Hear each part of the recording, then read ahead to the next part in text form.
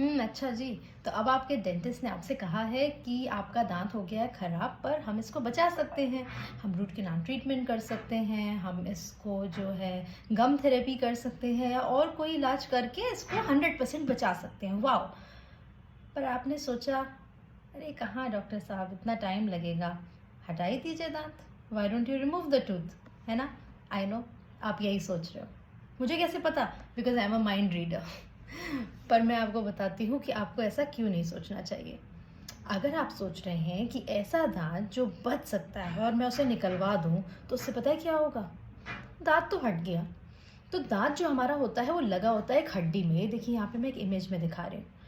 तो ये जिस हड्डी में लगा होता है ये धीरे-धीरे गलना शुरू हो जाती है। क्योंकि अब उस हड्डी का क्या काम हो गया कि अब कोई तो है नहीं मेरे पास सपोर्ट करने के लिए, तो मैं जा रही हूँ अभी। वो धीरे-धीरे पतली होना शुरू हो जाएगी, तो फिर आगे जाकर के उस हड्डी का तो कुछ स्कोप, उसमें आप कहेंगे कि हम आगे जाके इम्प्लांट करा लेंगे कुछ। बचेगी नहीं तो कहाँ लगाओगे? पहली चीज़। दूसरी चीज़, अब वो दाँत तो हट गया, तो जो आजू-बाजू के लोग होते हैं, इन्वेजन सुना है? हमारे यहाँ कैसे है ना कि अगर एक कंट्री या एक नेबर भी अपना घर छोड़ दे, तो बगल वाले कहेंगे यार हम इसको हड़प लेते हैं। वैसे ही दाँत के केस में भी होता है। ये दाँत टिल्ट होना शुरू हो जाते हैं और वो उस दाँत की स्पेस को ऑक्यूपाई करने लग जाते हैं। और वो जब ऑक्यूपाई करते हैं तो एक खिसकता है, फिर दूसरा, फिर तीसरा, फिर चौथा, 32 दाँत होते हैं हमारे। चलिए एक हट गया तो 31 बचे। तो वो सारे आपस में हिल-डुल जाते हैं। तो नीचे के दाँत का अगर आपका इधर का पीछे का भी निकला हुआ है, आपके पीछे तो नज़र भी नहीं आएगा। तो ये जो सब सब है ना, खिसक-खिसक के आगे के दाँत में भी गैप बना देंगे।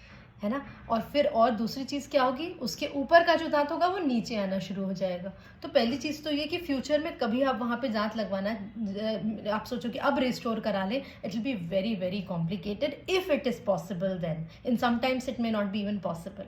द अदर इज़ वो आपके लुक्स को, आपके फंक्शन को, हर चीज़ को अफ़ेक्ट करेगा। वहाँ से चबाना, वहाँ का जो है फ्रंट के दाँत का मूव हो जाना, प्लस वहाँ से चबाने के केस में तो ये हुआ कि वो दाँत तो बाइट नहीं कर रहा है। आप कहेंगे नहीं और भी तो दाँत हैं, पर वो सब हिल करके टिल्ट हो जाएँगे, धीरे-धीरे आपका पूरा डेंटिशन ख़राब कर देंगे।